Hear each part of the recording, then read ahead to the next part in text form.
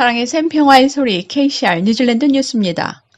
8월 21일 1시 보건부 브리핑 내용입니다. 제신다 아던 총리는 오클랜드 레벨 3 록다운을 일찍 해제하지 않을 것이며 월요일 국무회의에서 오클랜드와 나머지 지역의 코비드-19 레벨에 대해 결정할 것이라고 말했습니다.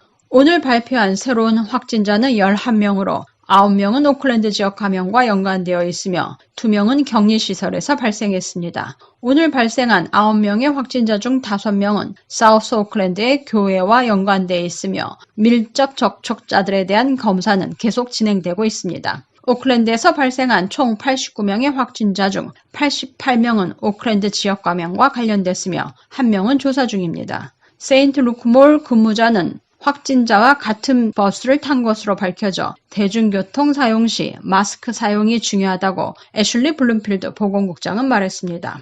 뉴질랜드 코비드-19 총 1,315명의 확진 사례 중 105건이 활성 사례이며 15,714건의 검사가 어제 이루어져 코비드-19 발병 이후 총 검사 수는 67만 3,220건입니다. 코비드-19의 오클랜드 지역 전파로 인해 이번 총선의 국경 관리에 대한 정책이 매우 중요한 결정 요인으로 작용할 수 있을 것이라는 예측이 나왔습니다. 어제 액트와 내셔널은 각각 자신들의 국경 통제 정책을 발표했으며 액트의 데이비드 세이모어 당 대표는 바이러스에 대해 사회복지적 차원에서 국경 통제만 아니라 보다 더 깊은 수준의 방어벽을 쌓는 방안을 제시했습니다. 한편 내셔널의 주디스 콜린스 당 대표는 보다 엄격한 국경 통제 관리 시스템을 소개하며 고국으로 돌아오려는 사람들은 비행기 탑승 전 3일 이내 음성 판정을 받은 증빙 자료를 소지해야 입국이 허용되는 정책을 내셔널이 정권을 잡게 되면 시행하겠다고 밝혔습니다. 또 국경관리만을 전담하는 새로운 부서를 만들고 지금의 국경관리 시스템을 임시 수준이라고 부르면서 보다 전문적인 국경관리 체제를 구축하겠다고 설명했습니다. 정부는 500명의 군 병력 투입에 이어 600만 달러의 비용으로 격리시설 주변에 CCTV와 열감지 시스템, 비상도어 시스템 등을 설치하고 있습니다. 새로운 한 조사에서 뉴질랜드 국민들의 4분의 3 정도는 코비드-19 백신이 나오게 되면 이를 접종할 것으로 응답했습니다. 메시 대학교의 조사에서 응답자 대부분은 접종을 하지 않은 사람들에 대한 강제적 제한을 지지하고 있습니다. 다만 응답자의 절반 정도만이 백신에 대해 비용을 부담할 의향이 있다고 답했습니다. 호주와 영국과는 달리 이번 주 초 제신다 아던 총리는 뉴질랜드에서 코비드-19 백신에 대해 의무 강제로 하지는 않겠지만 접종을 받지 않은 사람들은 자신의 위험성에 대해 책임을 져야 한다고 밝힌 바 있습니다.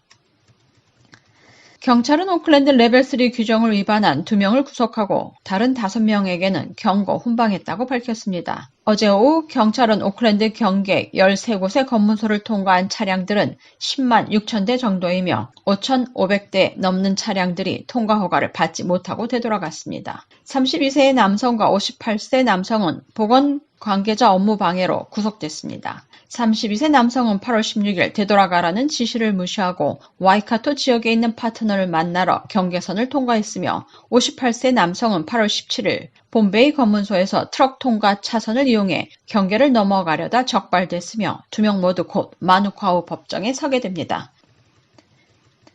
대중교통 승객의 감소에도 불구하고 웰링턴이 락다운 레벨 2에 들어서면서 매트링크에는 계속되는 대중교통 문제가 불거지고 있습니다. 버스나 기차는 바이러스의 번식지가 될 수 있어 물리적 거리두기가 특히 중요한데 정부의 사회적 거리두기 지침을 따르지 않는 일부 승객들이 있습니다.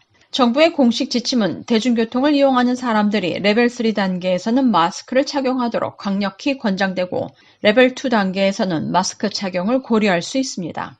웰링턴의 모든 버스, 기차역 및 인터체인지에는 밀접 접촉자를 위한 CCTV 카메라가 장착되어 있으며 오클랜드에서는 AT-HOPE 카드가 추적에 사용되도록 설정되어 있습니다. 매트링크는 이번 주에 열차와 여객선에 컨택트 트레이싱 QR코드를 배포했으며 등록된 스냅퍼 카드로 버스 사용자들을 추적할 수 있습니다.